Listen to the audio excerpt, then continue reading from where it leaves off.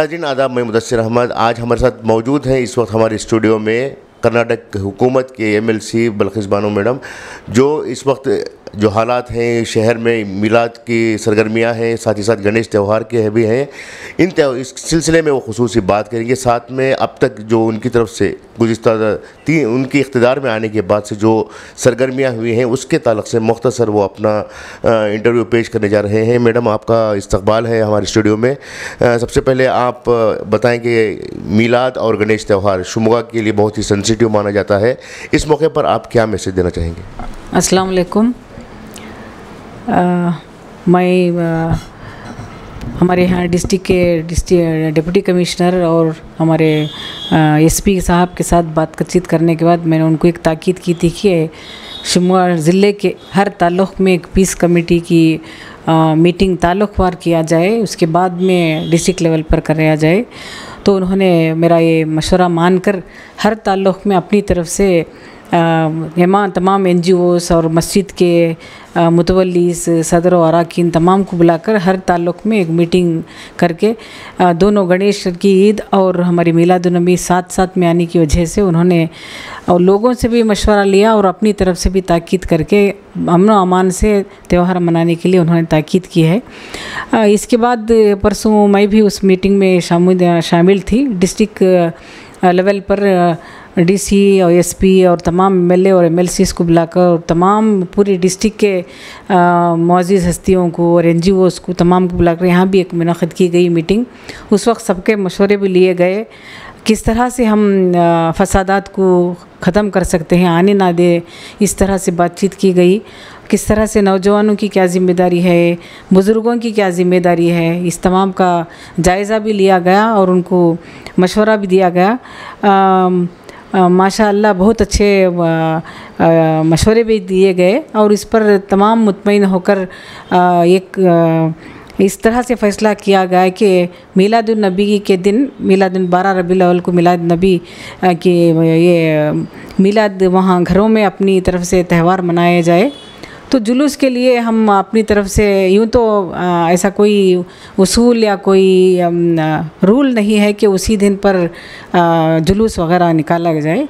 तो ये सिर्फ़ और सिर्फ यहाँ अमन क़ायम रखने के लिए शिमोगा डिस्ट्रिक्ट में, दूसरी डिस्ट्रिक्टों का मुझे पता नहीं, क़ायम रखने के लिए हम लोगों ने ये फ़ैसला किया, मैं और DC और SP और तमाम लोगों मिलकर और हमारे तमाम मसाजिद के मुतवल्लिस का मशवरा लेकर अगले दिन या 2-4 दिन के बाद 22 तारीख़ को जुलूस निकालने का एक फ़ैसला किया गया। सबको लगा कि गैर कौमों के गैर मुस्लिम लोग भी खुश हुए और हमारे लोग भी खुश हुए। कहीं ना कहीं तो शुरुआत होना चाहिए, तो इसलिए फसादात होने के बाद हम लोग कार्रवाई करने से उससे पहले प्रिकॉशनरी मेजर लिया गया तो सभी अमन चैन से भाईचारगी इत्तेहाद इत्तेफाक से रह सकते हैं। इस तरह से एक फ़ैसला किया है। तमाम डिस्ट्रिक्ट के लोगों को मैं अपील करती हूँ कि उस दिन मिलादुन्नबी के दिन आप अपनी तरफ से जो हमें सुन्नत रसूल सल्लल्लाहु अलैहि वसल्लम की पैदाइश का दिन हम मनाते हैं, उनके ज़िंदगी जिस तरह से उन्होंने गुजारी है और जिस तरह से उन्होंने हमें हिदायत दिए हैं उस पर अमल करने की कोशिश करें। और उस दिन सारा दिन हमें उन्हीं के ज़िक्र हमारे घरों में हमारे बच्चों के सामने ज़िक्र किए तो ये एक मुतासराना अंदाज से ज़िंदगी अमल करने के लिए आसान हो जाएगा। ये मेरी भी ताकीद है। तो जो कर्नाटक के मौलाना आज़ाद स्कूल्स हैं, उन स्कूल्स में मिड डे मील्स का एक बहुत बड़ा मसला रहा है। इस सिलसिले में आपने एक पेशरफ्त की, उस सिलसिले में क्या पेशरफ्त हुई है मैडम? जी भाई, बहुत ही अच्छी बात आपने छेड़ी। इससे पहले भी आपने ही मुझे एक मशवरा भी दिया था और मेरे जहन में भी था मुझे यहाँ की एक सोमिनकोपा स्कूल में हायर प्राइमरी स्कूल में जहाँ पर हमारे मौलाना आज़ाद स्कूल के बच्चों को खाना दिया जा रहा था, वहाँ से ट्रांसफ़र किया जा रहा था। इसलिए वहाँ के असातिज़ा में और वहाँ की एक SDMC में थोड़ा नाइत्तेफाक़ी होने की वजह से बच्चों को तकलीफ़ हो रही थी। तो मैंने वहाँ पर आपके मशवरे के बाद मैंने BO को बात करके वो वहाँ पर मसला हल किया। अब कोई मसला नहीं है, लेकिन मैंने ये सोचा कि सारी रियासत में कितने मौलाना आज़ाद स्कूल्स हैं, तो डिपार्टमेंट वालों को ये इनसे जायज़ा लेने के बाद पता चला कि 200 मौलाना आज़ाद स्कूल्स हैं, 6th स्टैंडर्ड से 10वीं क्लास तक वहाँ पर हमारे बच्चे और बच्चियाँ पढ़ते हैं। और वहाँ पर मिड डे मील्स का इंतज़ाम ऐसा किया गया है कि वहाँ की पास की जो गवर्नमेंट से स्पॉन्सर्ड स्कूल्स रहते हैं, वहाँ से स्कूल से पका कर खाना वहाँ आता था। तो इसलिए मैंने सोचा तो कितने बच्चे पढ़ रहे हैं, तो 60,000 बच्चे हमारे मौलाना आज़ाद में 200 मौलाना आज़ाद स्कूल्स में तालीम हासिल कर रहे हैं और बहुत बेहतरीन तालीम मिल रही है माइनॉरिटी डिपार्टमेंट से। मैं ज़मीर अहमद ख़ान हमारे मिनिस्ट्री उनका शुक्रिया भी अदा करती हूँ। बहुत बखूबी उन्होंने अपनी ज़िम्मेदारी निभा रहे हैं। जो भी मसले मसाइल हैं वहाँ पर उन्होंने मसले हल कर रही। मेरा एक छोटा सा मशवरा मैंने दिया कि, और मैं एक एश्योरेंस कमेटी की मेंबर होने पर मीटिंग में भी प्रिंसिपल सेक्रेटरी एजुकेशन डिपार्टमेंट के वहाँ पर थे, तमाम स्टेट लेवल के ऑफिसर्स थे, उनको मैंने मशवरा दिया कि आप मौलाना आज़ाद की स्कूल को सेपरेट मिड डे मील्स का इंतज़ाम क्यों नहीं करते। तो उन्होंने झट से मान लिया। तो मेरा मशवरा मैं ये हमारे चीफ मिनिस्टर के स्पेशल सेक्रेटरी ज़ियाउल्लाह, जो हमारी माइनॉरिटी डिपार्टमेंट के इंचार्ज भी हैं वो, और मैं डायरेक्टर से भी बातचीत करने के बाद उन्होंने भी बहुत खुशी जाहिर की। तो हुकूमत से अब स्कूल से जो मौलाना आज़ाद स्कूल से वहाँ पर उनकी तरफ से उन्हीं की स्कूल में पकाया भी जाता है। वहाँ पर हमारे एक वार्डन और एक कुक असिस्टेंट सब अपॉइंटमेंट भी हुए जाते हैं। इंडिपेंडेंटली पूरे बच्चों को हुकूमत से खाना मुहैया किया जाएगा। जो बच्चे यहाँ पर जिस तरह का खाना ग़िज़ा ली जा रही है, उनको मिल्क दे रहे हैं, नॉनवेज दे रहे हैं, अंडा दे रहे हैं, वो तमाम सहूलत हमारे मौलाना आज़ाद स्कूल्स में मिल जाएंगे। और बच्चों को मैं ताकीद करती हूँ कि हमारे असातिज़ा और टीचर्स 100% बच्चों का एनरोलमेंट कराई। यहाँ तक कि मौलाना आज़ाद नहीं, हमारे माइनॉरिटी डिपार्टमेंट के रेसिडेंशियल स्कूल्स और हॉस्टल्स हैं, वहाँ पर भी ये दूसरे गैर मुस्लिम्स लोग इतनी इसे ज़ोरों दौर से देखते हैं कि वहाँ का सीट खाली है या नहीं है। अगर उनको पता चलता है सीट खाली है तो झट से उनके बच्चों को लाकर एडमिशन करते हैं। लेकिन हमारे बच्चे 50% एडमिशन्स हो रहे हैं। तो मेरी गुजारिश भी है तमाम लोगों से कि वहाँ पर आकर एडमिशन कराइए। बहुत अच्छी सहूलत हैं। और जो स्कॉलरशिप नहीं मिल रहे हैं वो मिल रहे हैं, और जो लोन्स मिल रहा है पोस्ट मैट्रिक कॉलेजेस को तमाम सहूलत हुए हैं। इसलिए बच्चों को दाखिला कीजिए, तालीम हासिल कराइए, अपने आप अपने क़दम पर खड़ने की ताकीद कीजिए। इस तरह से सहूलत मुहैया किए जा रही हैं, उसका इस्तेमाल कीजिए। आखिरी सवाल यह है कि गुज़िश्ता कई सालों से अक़लियती तालीमी इदारे में ख़ुसूसन सरकारी उर्दू स्कूल्स जो हैं इग्नोर किए जा रहे हैं महकमे के मुख्तलिफ मरहलों में। तो इस सिलसिले में क्या पेशरफ़्त की जा सकती है? अगर आपको मौका मिलता है तो इन स्कूलों की फलाह व बहबूदी के लिए क्या इक़दाम उठा सकते हैं? जी, मुझे भी पता चला है, लेकिन मैं भी बहुत से स्कूलों का दौरा भी कर रही हूँ। Government Urdu higher primary schools LPS school का दौरा कर रही हूँ। खुशी की बात यह है कि हमारी डिस्ट्रिक्ट के ही प्राइमरी और सेकेंडरी एजुकेशन मधु बंगारापा हैं। जो भी मशवरा हम अब तक देते आए हैं, कर रहे हैं।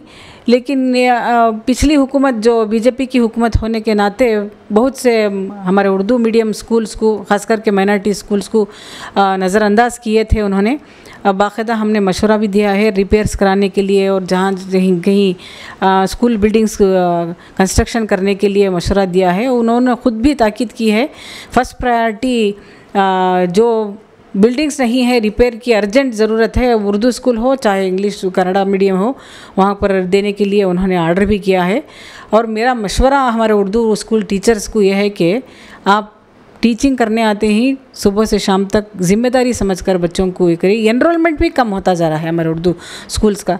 अब उसकी वजह क्या है हम लोगों को ये सियासतदान के ऊपर बोलना, कोई लीडर्स के ऊपर बोलना, ऐसी बात नहीं है। टीचरों की ज़िम्मेदारी है कम से कम माहाना एक वक्त अगर दौरा करके उस मोहल्ले में गली में जाकर अगर बच्चा स्कूल को नहीं आ रहा है, किस वजह से नहीं आ रहा है, एनरोलमेंट नहीं हुआ तो किस वजह से नहीं रहा है, अगर ऐसा एक महीने में एक मरतबा करें तो हमारे उर्दू स्कूल्स फुल फ्लेड्ज स्कूल्स हो जाएंगे।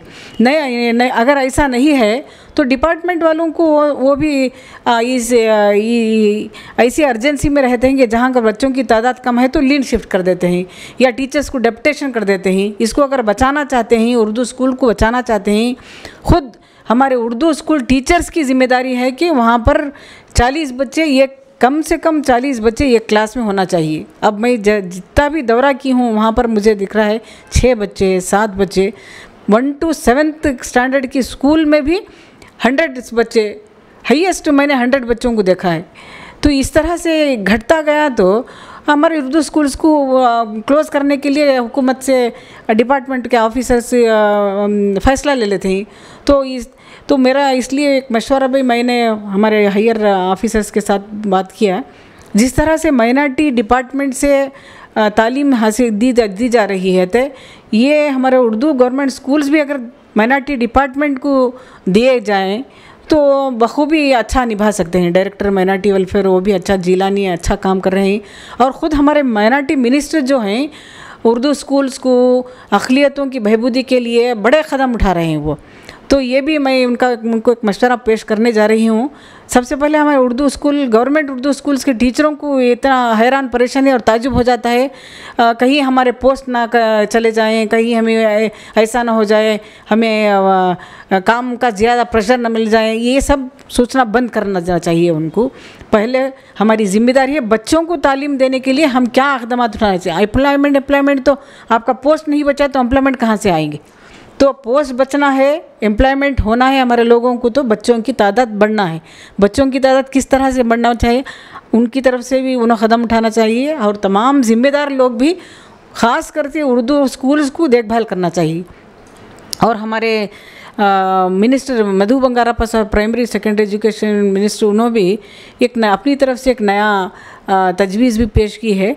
जो लोग स्कूल अडाप्ट कर सकते हैं वो भी अडाप्ट कर सकते हैं, और ओल्ड स्टूडेंट एसोसिएशन के ज़रिए भी, जहां हम पढ़े हैं प्राइमरी स्कूल, उनको आला तालीम आला दर्जे पर नौकरियों में हैं या बाहर सिटीज़ में काम कर रहे हैं, जिनकी आमदनी ज़्यादा है, वो उस तरह से अपने एक स्कूल अडाप्ट कर वहाँ पर भी वो स्कूल बिल्डिंग्स हो, रिपेयर्स हो, या आउटसोर्स टीचर्स की भी फराहमी के लिए काम कर सकते हैं। बखूबी ये society as a whole education देने के लिए इन्वॉल्व हो गई, तो हमारे बच्चों को, ख़ासकर मुस्लिम बच्चों में, आप लोगों को मालूम गलियों में किस तरह से बच्चे बग़ैर स्कूल को जाए फिरते रहते हैं, और थोड़े 10-12 साल के बच्चे कहीं कट्टे पर बैठकर वहाँ पर बीड़ी सिगरेट पीना, चरस, गांजा, सुपारी के चीटियाँ लेकर खाना, और वीडियोस बाकायदा सुबह से शाम तक वीडियोस देखना, बेकार में वक्त गुजार रहे हैं। ये मैन पावर का वेस्टेज भी है,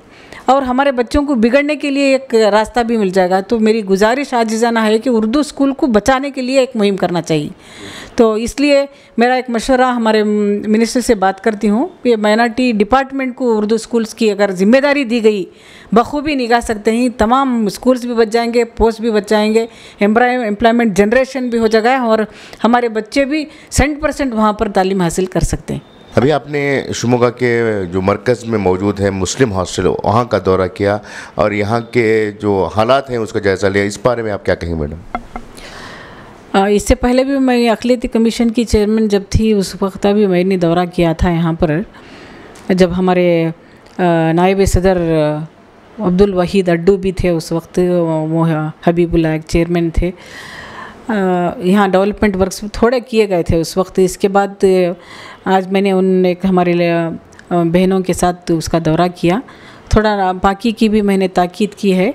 और मैं पुरानी बिल्डिंग जो है जिसकी खस्ता हालत बहुत है, मैं एक सोच रही थी कि एक अच्छी सी फुल फ्लैट और हॉस्टल की ज़रूरत है, बच्चों को बहुत प्रेशर भी है, वो ज़्यादा से ज़्यादा कमरों की ज़रूरत है। उन्हाँ से पता चला, लोगों से पता चला, बच्चों से पता चला, उसका मैं मिनिस्टर से बात करूँगी। और पाकी साफ़ी का यहाँ ख्याल रखना चाहिए।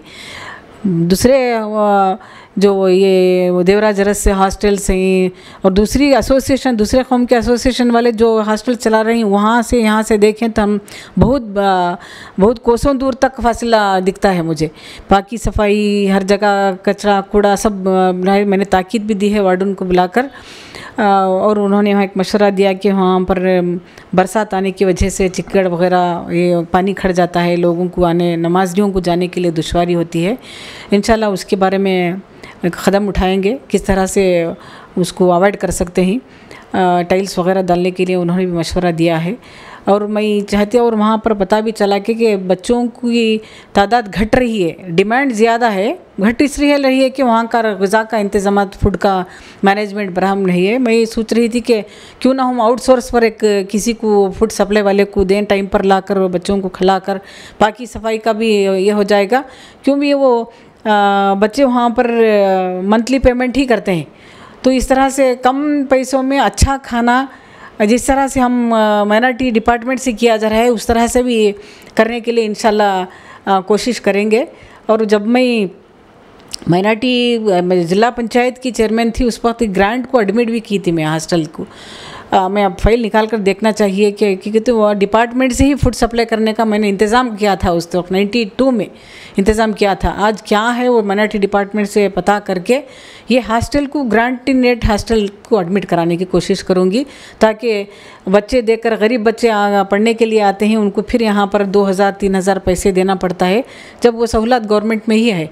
तो वक्फ बोर्ड से चलाई जा रही ये हॉस्टल्स को हुकूमत की तरफ से किस तरह ग़िज़ा का इंतज़ाम किया जा सकता है वो इंशाअल्लाह बखैर करूँगी, मैं गौर करूँगी और इंतज़ाम कराने की कोशिश भी करूँगी इंशाअल्लाह। मैडम ने अभी तफसीली तौर पर तालीम, तरक्की और अमन व अमान के ताल्लुक़ से तफसीली गुफ्तगू की है, और उन्होंने अमन की अपील करते हुए कहा है कि इस जो त्यौहार हैं वो पुरसुकून तरीक़े से अंजाम दिए जाएँ। साथ ही साथ उन्होंने अक़लियतों को तालीम की तरफ तवज्जो देने की भी अपील की है। कैमरा पर्सन इरशाद के साथ मुदस्सिर अहमद, इनक़लाब न्यूज़, शिमोगा।